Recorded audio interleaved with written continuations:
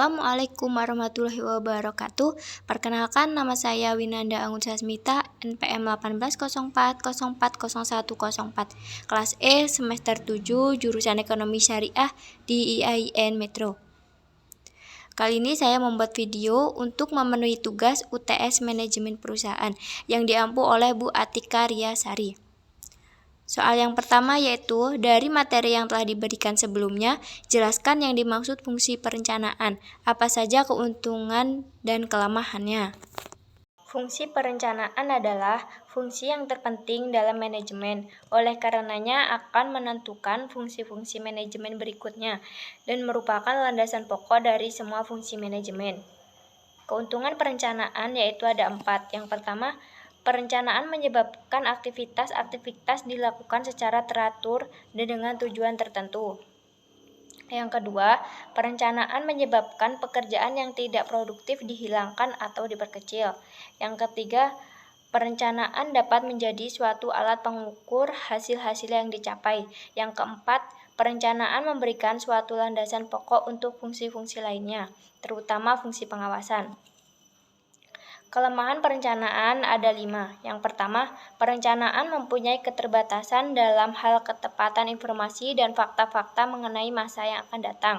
Yang kedua, perencanaan memerlukan biaya yang cukup banyak. Yang ketiga, perencanaan memiliki hambatan psikologis. Yang keempat, perencanaan menyumbat atau menghambat timbulnya inisiatif. Yang kelima, perencanaan menyebabkan terhambatnya tindakan-tindakan yang perlu diambil. Soal yang kedua, jelaskan fungsi perencanaan Telkomsel menggunakan 4 tahap dasar perencanaan dari informasi berikut. Fungsi perencanaan PT Telkomsel yaitu ada 4 tahap. Tahap pertama akan fokus dalam memperkuat kesehatan bisnis perusahaan dan mengakselerasi transformasi digital demi menghadapi perubahan perilaku pelanggan. Tahap yang kedua, pada tahun ini, pengembangan solusi Lot Telkom akan difokuskan pada sektor utilitas, transformasi, dan logistik. Rencana ekspansi IndiHome dapat realisasi dengan baik dan jumlah pelanggan baru IndiHome dapat bertambah. Telkom juga telah memberi kinerja yang cukup baik meski dihadapkan pada kondisi bisnis yang dinamis. Hal ini tidak lepas dari kebijakan perusahaan untuk fokus pada lini bisnis yang memiliki profitabilitas lebih tinggi. Tahap yang ketiga, Telkom terus membangun infrastruktur telekomunikasi sehingga memberi kemudahan untuk mendukung aktivitas bisnis dan memastikan layanan terbaik bagi pelanggan, sehingga pihaknya berharap akan semakin banyak rumah tangga yang dapat menjangkau dan mengakses layanan internet dan konten berkualitas tinggi. Hambatan yang dialami dan menantang adalah adanya pandemi yang tentunya berdampak terhadap makroekonomi dan penurunan daya beli masyarakat.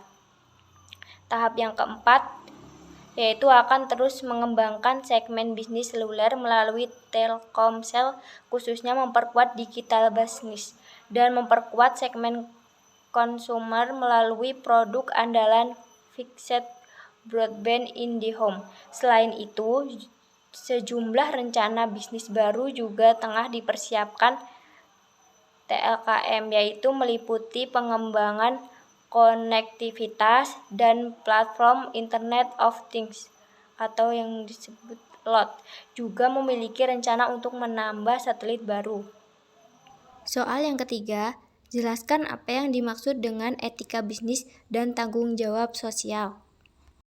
Etika bisnis adalah prinsip dan standar yang menentukan cara mengelola perusahaan yang mencakup semua aspek baik individu, perusahaan, maupun masyarakat dengan memperhatikan norma dan moralitas yang berlaku secara universal, ekonomi, dan sosial.